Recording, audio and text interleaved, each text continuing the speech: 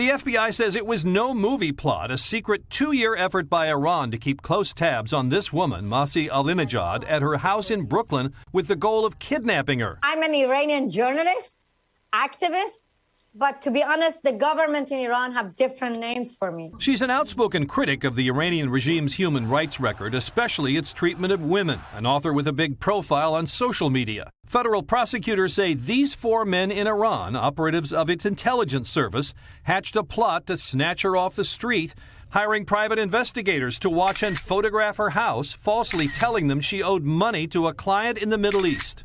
The FBI says it found this screenshot showing that one of the Iranian men even researched ways to spirit her away by boat. U.S. authorities were so concerned they moved her to safe houses for 8 months.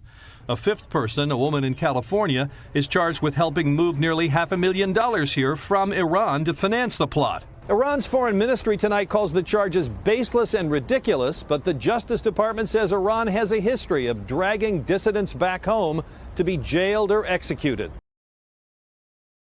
Thanks for watching our YouTube channel. Follow today's top stories and breaking news by downloading the NBC News app.